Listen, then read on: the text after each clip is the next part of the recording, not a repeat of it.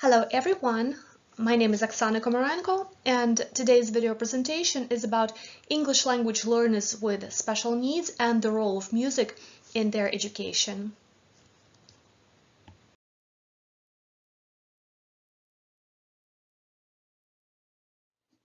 According to numerous studies, English language learners, ELLs with a disability, are a growing population in schools in the United States. And that's why the government had to come up and legislate several civil laws. Beginning with 1964 Civil Rights Act, several federal legislative actions have defined the special needs of English language learners that are enrolled in public and non-public schools. That was followed by the Equal Educational Opportunity Act of 1974 and again by Titles 1 and 3 of the 2001 reauthorization of the Elementary and Secondary Education Act of 1965, better known as No Child Left Behind. By law, English language learners have rights to an education that specifically addresses their unique learning needs.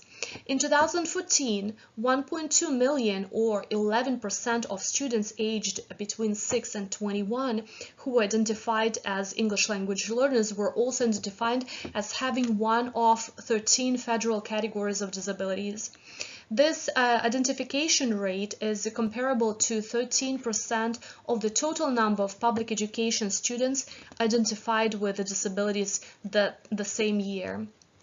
The percentage of English language learners with disabilities varies among states, and the wide range in identification rates across the states may occur partially because of the different state policies and procedures designed to determine whether students' language-rated behaviors in the classroom are a reflection of a typical trajectory of additional language acquisition, or it is impacted by a language-based disability.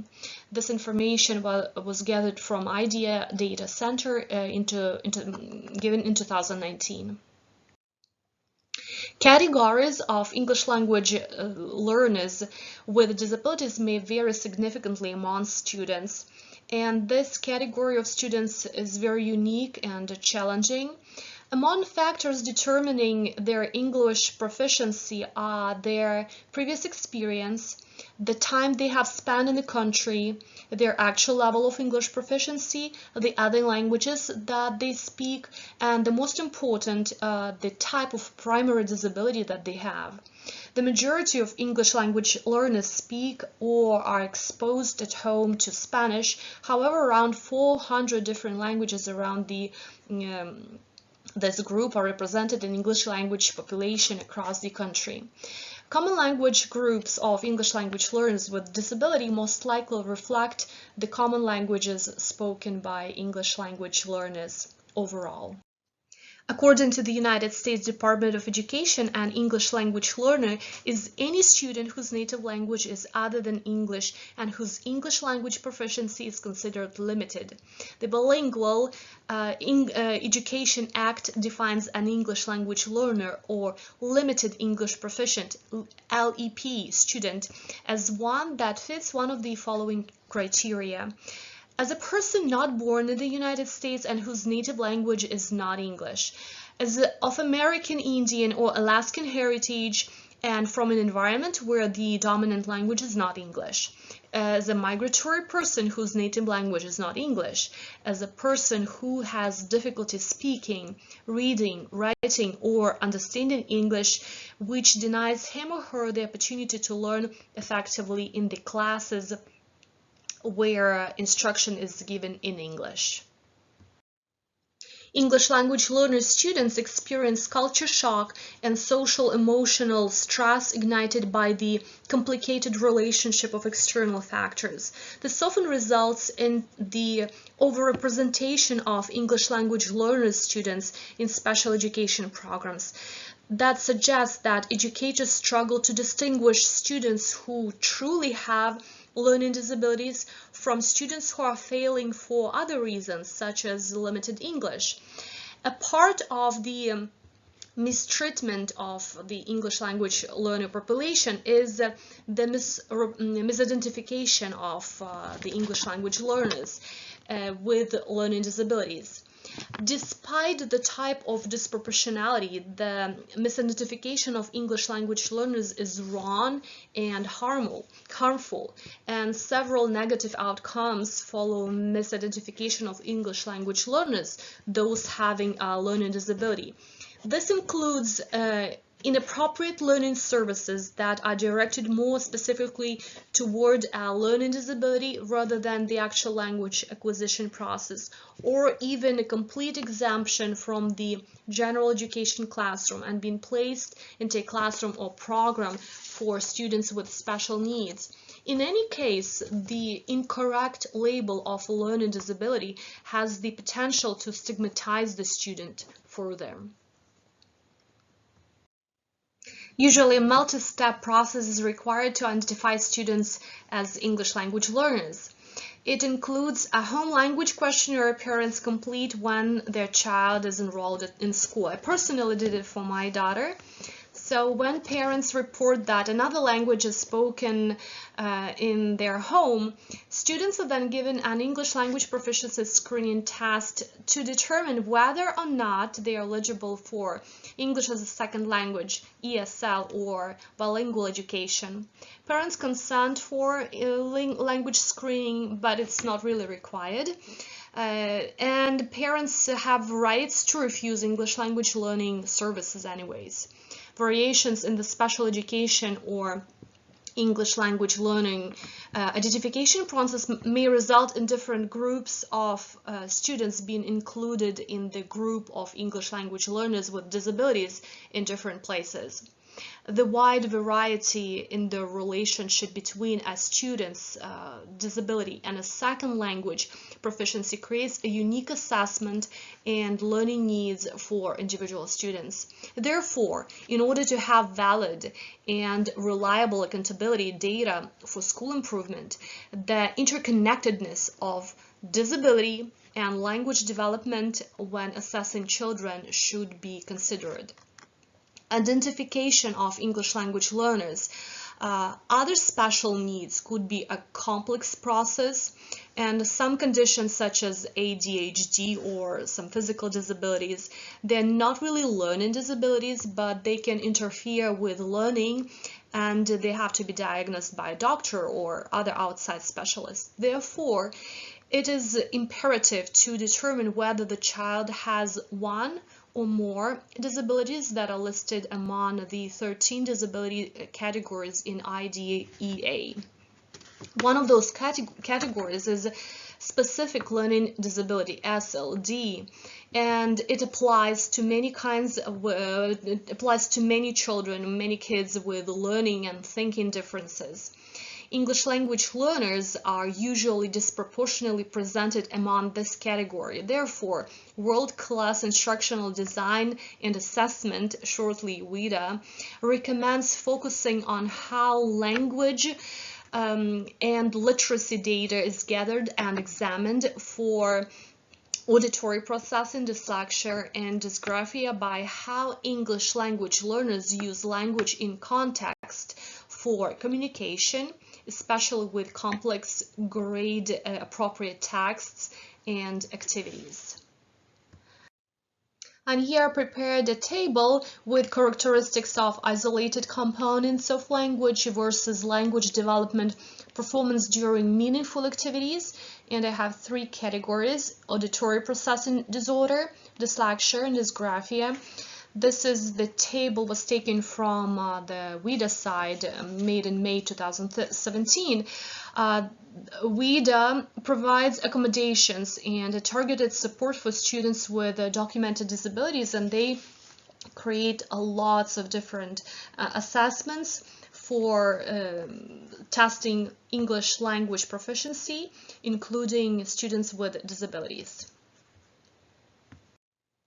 English language learners contend with the challenges due to their cultural and linguistic diversity. However, English language learners with a disability are disadvantaged even more due to additional obstacles that impact their education besides the cultural and linguistic differences.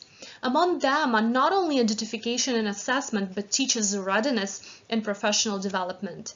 The critical question in creating conditions for the successful development of English language learners with special needs is how to determine a good curriculum and how to provide an enriched context of learning. One of the fundamental components in the process of communication is communication and collaboration between all stakeholders and school administrators, teachers, and parents who can significantly improve education outcomes for English language learners, those who are with special needs. When all parties work with each other through communication and through true collaboration and ensure that special education services are adequately provided, each and every one can impact a successful development of English language learners with special needs. IEP team members should be aware of how to educate students from culturally and linguistically diverse backgrounds and how to include them in the general education curriculum. The special education teacher should be a collaborator with the colleagues in general education classes to provide improvement in achieving educational goals by English language learners with special needs. So close work with the families of English language learners with special needs and understanding their backgrounds will help to connect their home experience with school. We all know that assessment is one of the most important parts of educational process. So unbiased assessment of English language learners with special needs is another step toward the successful development of this category of students. Students with special needs should be assessed fairly, and we remember and we all very well know that fair is not always equal. Significant information about English language learners with special needs can be obtained by various sampling methods such as classroom observation, interviews with students and their parents, task portfolios. Teachers can overcome cultural and linguistic differences and their impact by giving instructions, presenting tasks, or having students respond in students' native language to make sure that English language learners with disabilities fully understand and the directions and the content. Periodic modifications and adaptations with a translation may not be sufficient. In this case, pictures or other visual aids to represent words can be considered in order to assess English language learners' cognitive process. Further accommodations of English language learners with special needs should be considered by IEP team where parents and family are involved in providing the best services. The wide variety in language and background experiences with English language learners subgroup is complicated by challenges related to each student's individualized special needs and providing them with educational program and services. According to Park and Thomas, there is a three-tier prevention system that includes fundamental concepts. First, the systematic related based intervention. Then it is evaluation of students' response to implemented intervention, including level and pace. And the third one is data-based instructional decisions. Providing multiple special education program options that serve a wide range of students allows for meeting all identified students' needs. Such programs for special needs students that are friendly to English language learners may include the following options. A curriculum inclusive of the students' interests allows them to choose what they want to learn, including focusing on cultural themes. That includes music, creativity, and art beyond addressing intellectual development. Classes in English language learners heritage, culture, and rhetoric and language classes in their native language. Translation of written assignments, instructions into English language learners' native language and provide more time to complete the assignment. Collaboration and support of English as a second language teachers to help English language learners express their ideas verbally and in writing in their native language. Bilingual activities that involve English language learners and native English speakers, using all modalities in teaching, adjusting the pace and the learning process, size and color of the printed visual materials. The constructivist philosophy of education implemented in teaching English language learners with special needs is one of the most effective ways to assist the class with inclusion. This method is considered one of the best as it is based on learning with things in relation to previous experience. Music is one of the most powerful things that can transform classrooms into a pleasant and positive learning environment in which children thrive emotionally, socially, and academically. Exciting musical opportunities and meaningful learning experiences can be implemented to address and support the needs of diverse learning through the incorporation of music and song. Providing children with structured and open-ended musical activities, creating an atmosphere of musical trust and respect and sharing the joy of creativity are foundational basis for the growth and development of the early childhood learner. Music brings both physiological and emotional responses in people with or without special needs. Through this emotional response, a breakthrough can occur through the expression of emotion, self-esteem, learning, thinking, communication, socialization, and nonverbal expression. Different strategies can be used to add a musical component to stories and narrative dimension to songs and musical selections. Language lessons addressing grammar, reading, fluency, and writing, among other literacy skills, can be enriched through music. English language learners with disabilities can be taught language skills through songs. To address the specific needs of students, songs can be taught through the presentation or through practice phrase of language lessons. They can be taught to teach a variety of language skills such as sentence patterns, vocabulary, pronunciation, rhythm, and part of speech. Music activities can help English language learners with disabilities to develop sensitivity to timbre by learning to discriminate between different families of instruments of the orchestra and vocal high and low timbre through listening. Participation in instrumental and vocal ensembles encourages English language learners with special needs to articulate length, shape phrases, balance, blend, and define dynamic contrasts. Where this all helps train their phonological awareness skills, oral and listening skills. Learning phonics and music notation helps English language learners connect written representation of a pitch and rhythm with a sound oral representation.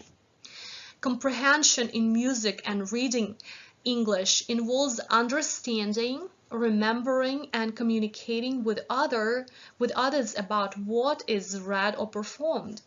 Reading comprehension is contingent upon the active and thoughtful interaction between the text and the reader.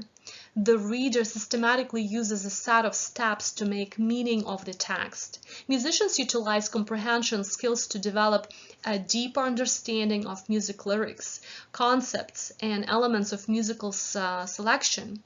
For example, musical Comprehension skills are used when musicians discuss, describe, compare, and evaluate musical performances.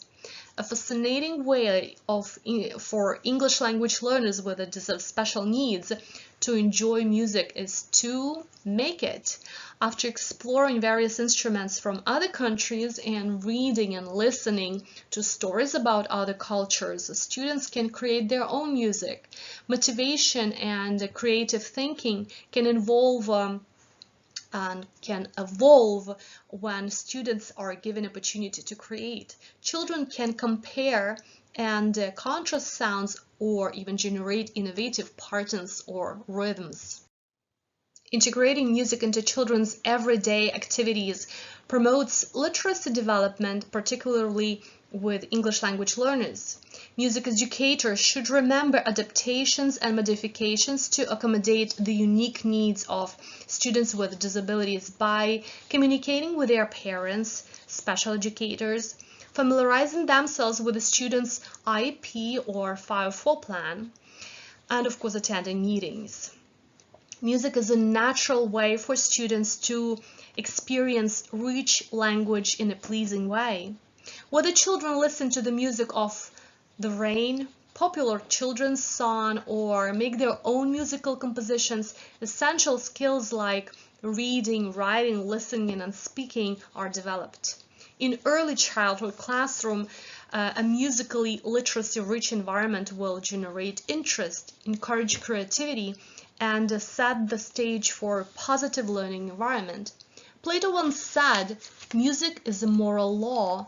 It gives soul to the universe, wings to the mind, flight to the imagination, and life to everything." If Plato valued music because he believed it represents the perfect harmony of the universe, well, I think that in this case, music education is the perfect instrument for harmonizing a child as a whole into a well-rounded personality.